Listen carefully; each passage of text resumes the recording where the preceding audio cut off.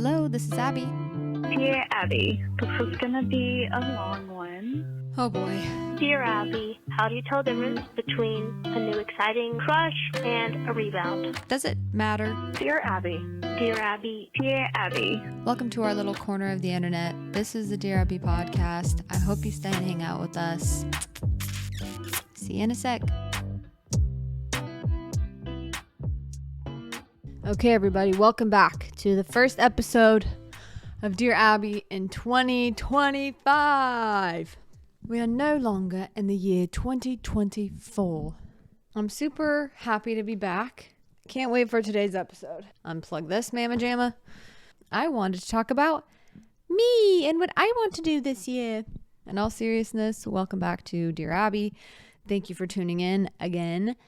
I hope everyone had a safe New Year's Eve and New Year's Day. I was able to get work off those 2 days because I've had to work all weekend for end of year inventory stuff. So that's been kind of crazy. It's kind of thrown my sleep schedule off. I also just got boba with my fiance, and it was like a huge one, and it was just of taro, coconut milk tea. It was amazing, but now I'm getting very sleepy. I am getting very sleepy because just the tea made me sleepy, and I think it just had a ton of sugar. And so I asked for 50%, but I don't know if they gave me 50%. It felt like 100% sugar. So they claim it was half sweet, but I don't know. I just feel a little bit woo-woo right now. I'm in the state of, am I asleep or am I awake? It's a pretty fun place to be. So today's episode, we're going to do a Dear Abby, of course. But before that, we're going to talk about goals this year, like everybody else is doing, but I want to do it my way. I want a golden ticket now, Daddy. That's from Willy Wonka, the original one. That's a good movie. But no, it's not like necessarily talking about resolutions. I just wanted to pick two specific resolutions that I had, because I'm sure it's something that I'm not alone on and that everyone can relate to in some way. So I want to talk about, one is stop looking for blame all the time for when I'm in pain, emotionally, physically. I spend a lot of time looking for who to blame, as if that would fix like the feeling, but it never has. And so this year moving forward, I want to try to minimize that type of search for blame and to resolve it myself, within myself, for more peace and I think love for other people and for myself. The second resolution I have is to just be myself this year. Sometimes I see what other people have and talents that other people have, and I compare myself to them, or it's not even necessarily comparison. I just think, and it is probably comparison, it's just a different angle of it, but I do think, well, I want to be like that, so maybe that's who I'm supposed to be, and then I kind of work towards being somebody else. And why your superpower is being yourself, and that's not a niche, and that's not a cliche thing to say. But even if it is, sometimes the cliche is what is actually true. And that's why it's just like universally true. And a million people have experienced it and are like, yeah, this is the way to live. Which is why it becomes cliche, because everyone says it. So those are the two resolutions for this year. And I wanted to dive deep on both of them a little bit. But before that, a quick couple stories and life updates from this Christmas. So I already shared that my fiance got me my real engagement ring, and there's a picture that I posted on my last YouTube channel. And I wanted to share something that my fiance said that changed my brain chemistry. I didn't know that a man could talk this sweetly or be this romantic before. I feel like I've always been the romantic and the other person hasn't, or I just have never been in a place to receive any type of romantic anything, because I always felt uncomfortable with any kind of emotional intimacy, honestly. Why am I going on so many tangents? Just get to the point of the story. We were driving, and I don't even know. Maybe we just went on a date, but I don't think it was like some big romantic date where we're both like, I don't know, swept off our feet because we just went to a 5-star restaurant, and I don't know. It's probably just a normal date, a normal, really good date. And we're in the car, and my fiance said, he's like, I never really got why or understood why men buy expensive wedding rings or engagement rings for their wife and why would you want to do that when you could just get something like cheaper or like it's just not that big of a deal. Then he proceeds to say, until I met you, and now I understand why you want to get them the nicest ring. You want to get something amazing for them. You want to give them everything. So that's why you get them a really nice ring. That's why you pay the money. That's why you work towards that. I'm paraphrasing because I don't remember. I should have written down the exact words that were said to me, but that's as close to it as I remember. And my jaw was on the floor because I genuinely have never been spoken to that sweetly before or even been valued in that way. And anyways, I just was thinking about that story when I was looking at my ring the other day because it's a nice ring and it's beautiful. It's nice. I feel like the luckiest girl in the world. And it's just a reminder always of like the sacrifice, how much work it took to get this and everything that went into it. And it's so meaningful. So men will say the sweetest things out of nowhere, like the sweetest things that, it's like, that in their heart, how they are, how sweet they are, how tender and sweet and, cute little sweet guys they are. You see that in them. They like to act like they're not, or I like to act all tough, Men are tough, but every once in a while they slip up and they show you how mushy, gushy, sweetie they are. And it's always funny because they'll say the sweetest things kind of out of nowhere. Then they'll proceed to make the dumbest joke. At least my fiance does. And I love it. I wouldn't have it any other way. Also, while I stayed at my parents' house over Christmas, which I already talked about, but I forgot to mention, I totally forgot what it was like to live with all boys pretty much because it was my sister, my mom, me, and 5 boys, all of their friends, everybody always over, boy.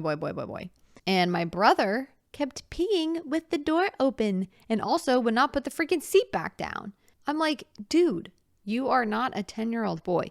You are, however old he is, 20-something. Put the seat down. You were in the downstairs bathroom, which is the guest bathroom. So that should be, I don't care if it's close to your room. Put the freaking toilet seat down. Flush the toilet. Oh, I don't know. The basics of going to the bathroom. Flush the toilet. Put the toilet seat down. Close the door. Why do you think there is a door there? Younger brothers, man. I hate them. Just kidding. I'm kidding. That's always fun to go home and, hang out with the bros. And his reply is like, well, you can just put the seat down or, you're not going to see anything when you walk by. But what if I did? Huh? What if I did? And also, it's just disgusting to have to touch the toilet seat. I mean, this is what you do. You get toilet paper, you put it around your hands, boop, or you just use your foot. Either or. But sometimes, when you use your foot or even when you use your hand, the toilet seat's either 2 things. Heavy and the little screw thing, the little flap that the little screw that helps with the flap of the toilet seat, it's either loose or it's tight. If it's loose, the toilet seat slams down, makes a big bang sound, and then I feel stupid in the bathroom because the toilet seat just slammed down and made a huge crash, and everyone's like, is she okay in there? Or the second option is it's tighter, and so it goes slowly down. But even then, you have to wait a couple of seconds. All in all, just put the toilet seat down. It happens at work too because just guys are there. So some guys will go to the bathroom and leave the toilet seat up. We're planning our honeymoon, which is always fun. And I'm just, I'm extremely ecstatic to go on our honeymoon. I've never actually been traveling. I've never actually traveled internationally before. I lived in Puerto Rico because I served a church mission there, but that's not vacation. Blah, blah, blah. Let's get into today's episode. I needed a little sound to transition. Okay, so we're talking about my 2 New Year's resolutions. The first one being to stop looking for someone to blame. I have unfortunately been trying to place blame on other people a lot, trying to figure out why things happen and whose fault is it and where can I place my blame. And, I'm angry. I feel angry about stuff. And sometimes I have big emotions and I don't know where to turn them and where to put them and how to kind of reconcile them. And so sometimes what that turns into, if I don't let myself just process my feelings, and sometimes people just do really dumb, hurtful, mean, bad, horrible, evil things, and it confuses you. When I'm talking about blaming somebody, I'm talking about I feel bad inside. I feel scared. I feel something not good. Whose fault is it? Let me see whose fault it is so that way I can feel better is kind of what my thought process can naturally be. For instance, if I feel like if I've been like invalidating my own feelings a lot, which I want to talk about next week, is about how important validating feelings are for you, your partner, everybody else. But let's say I've been, neglecting my own feelings, or I've been not taking care of my body or something. And then I feel bad about it and I feel not healthy. I don't feel good. Mentally, maybe I don't feel good.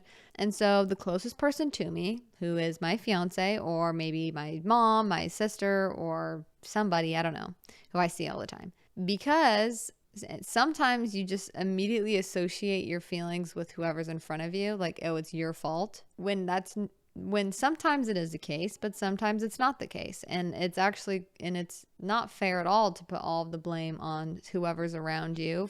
It's just very tempting to try to find who to blame. And I was thinking, like, what is blame even?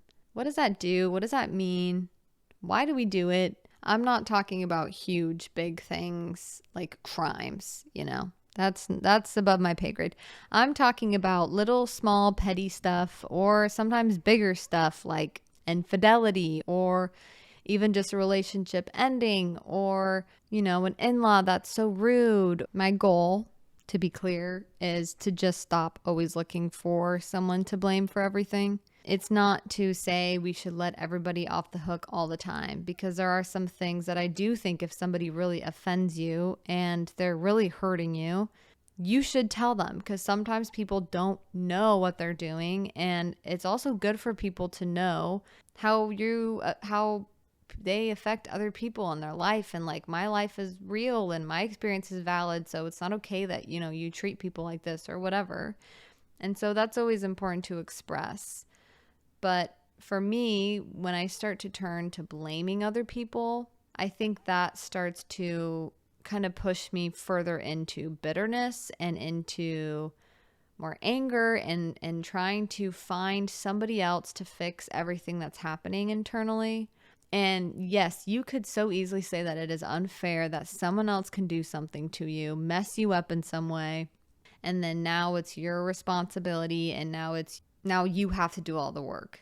And now you have to go to therapy. Now you have to, get on these meds, or you have to change your life around or whatever. And I understand. I have a part of me that is very defensive of me. And that's how it talks. It's like very, like, why do I have to do this, But then the more wise and really helpful part of me knows that my search for blame isn't going to actually help me find the peace and the joy that I'm looking for. It just leads me to more dead ends. As valid as it is to be annoyed with that and to say that it's unfair, the reason I want to stop placing blame and finding that is because I want to feel empowered myself, and I want to educate myself and acknowledge that I can change myself. And to be clear, when I say change myself, it doesn't mean change the root of everything that I am. I think it's just to peel back the layers and start to really get rid of some of my very limiting beliefs about myself, about the world, about what I deserve, about the joy that I can have. It's also a lot more empowering for me to think about that I can actually change my life. And And I don't have to let the hurt that other people cause me to then continue to hurt myself, because it still doesn't feel good when people are rude, when people hurt you, because you deserve respect and you deserve better than that. Because of that, it's so important to be that person for yourself, to validate your own experience. And my goal isn't to never feel bad or never feel like somebody hurt me, because I don't think that's possible. And I think you always have to have a little bit of, tenderness still, and thick skin doesn't necessarily mean a cold heart. I think you can have a little bit of both. And I don't really know exactly what is better or what gets you where, and I know there are better ways to handle pain emotionally than to search for blame. And I think a step in not trying to find and place blame on everybody all the time is to be able to express your anger and express how you really feel about something. Maybe as like a people pleaser or as someone who's sensitive, you sometimes invalidate yourself, invalidate how you feel, because you think you're being too dramatic or you're a baby or you're sensitive. And so you think that your feelings are invalid or your feelings aren't okay to have. And so I think a step in this probably looks like expressing anger and expressing your real concerns. And it doesn't have to be to the person. It doesn't have to be to your significant other. It doesn't have to be to the family member. It doesn't have to be to that person. It can be alone to yourself in a journal. I have written down many things about how I feel, how much someone has hurt me, my feelings, that I'm angry, my confusion, my annoyance, my bitterness, my anger. It's like writing all that stuff down and expressing it through, sometimes art can be a huge way that you can express those feelings, because those feelings matter and you're experiencing them and they matter. So I think that's a very powerful way to move away from blaming and turn into yourself and be able to blossom that blaming into something better and into something that brings you more joy and you more peace. I don't know all the other steps. I guess I will figure that out, but I just don't want to give everybody else the power over my experience in life. The second resolution is to be myself. And this sounds easy, but also kind of complicated, because I want to shed the things that I think I need to be myself, and go back to how I really feel and who I feel like I really am. And I think that will be a trickier one, just because I do feel very influenced by the people around me, and I feel very influenced by social media and influencers, because their job is to almost have you watch their lifestyle and be like, oh, I want to live like that. And that's not an inherently bad thing if it inspires you and if it motivates you to live the way you want to live and to empower yourself and to be like, okay, if that person's successful or that person is doing these things, I can do that too. Like, I want to do that.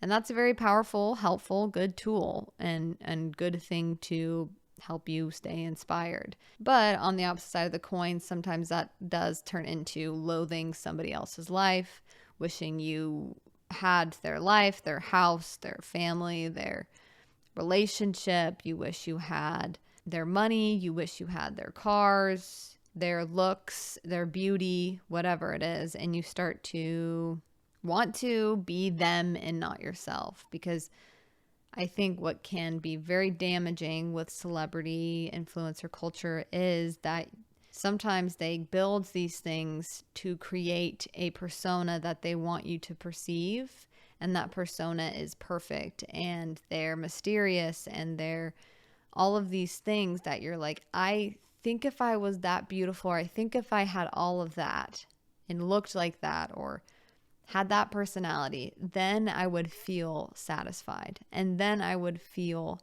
happy with myself. I could finally give myself permission to love myself and to let myself be free and happy and let myself be loved. Some people might say that's crazy and that's too deep. It's fine. Fair enough. Maybe it is. Welcome to my podcast. And, they build these things to have you be more like them. And it could be companies, brands, whatever. And it's a great marketing, very, very powerful marketing tool. Great for business. However, for mental health or for self-worth, can be kind of damaging. So I've noticed that I have started to kind of mold who I am a little bit to maybe try to fit in, or to feel like, okay, if I look like this or I act like this, then maybe I'll have A, B, or C.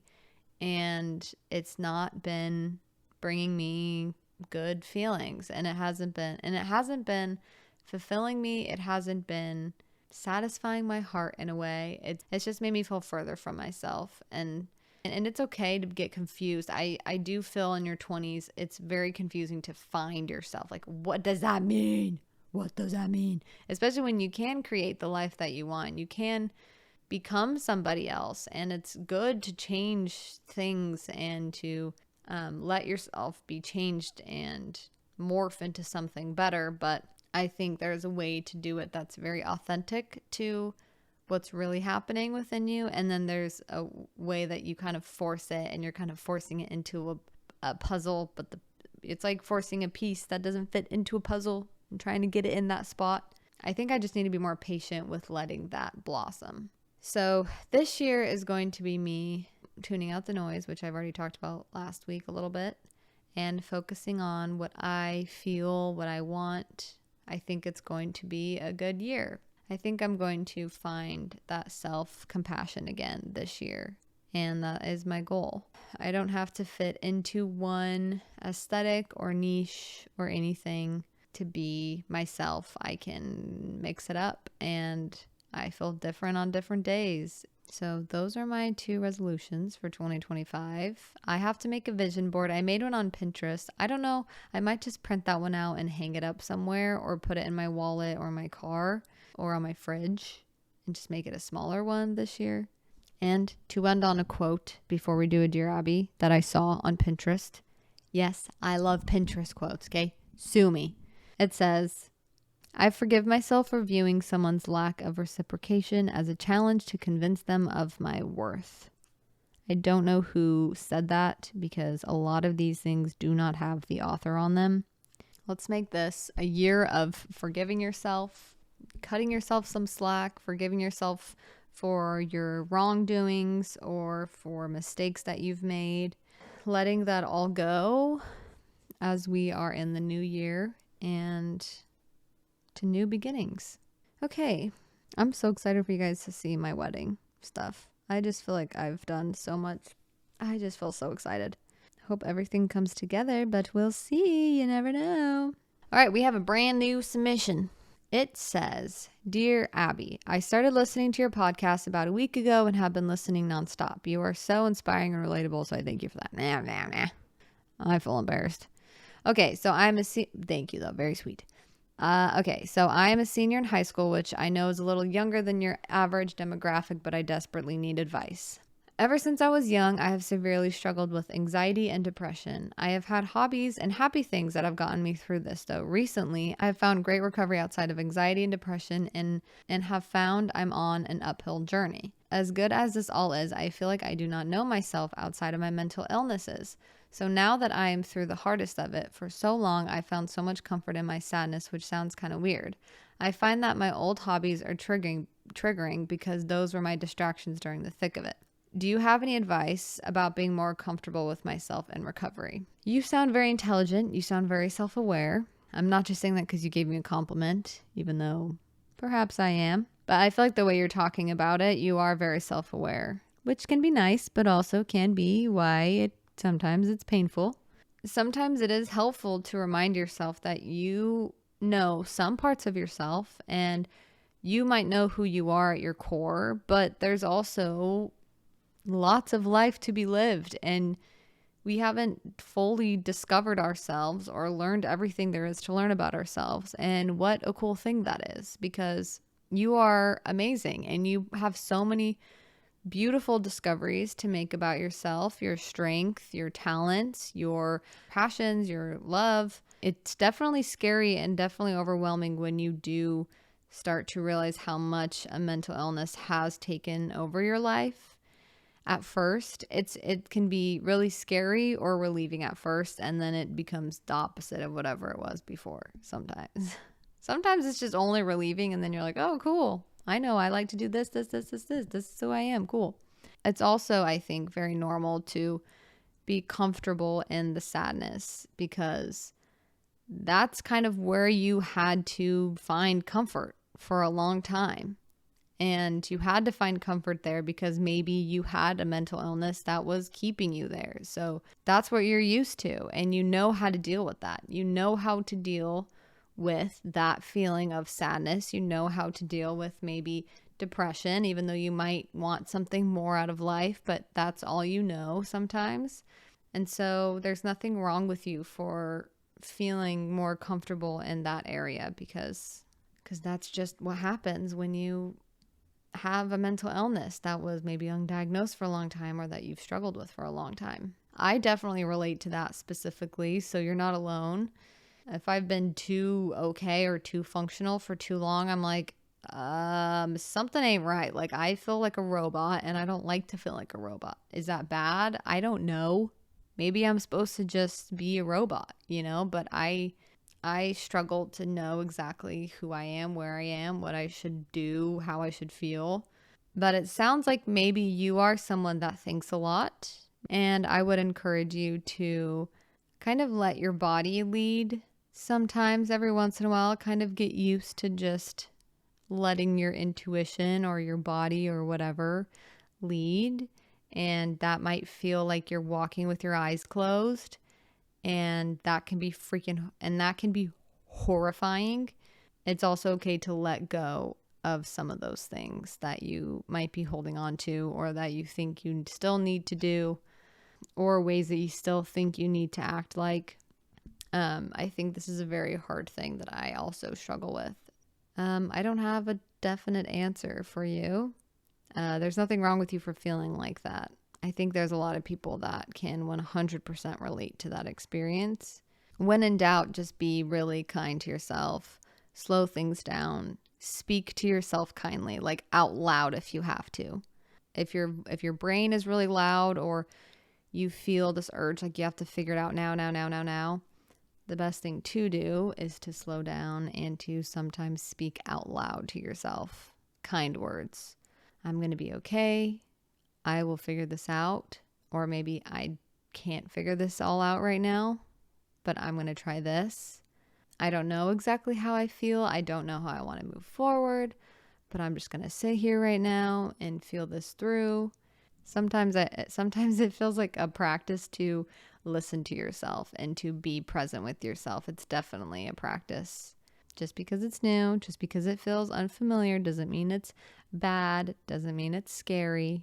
Perhaps on the other end of that is you really finding your strength and you really finding your joy in yourself.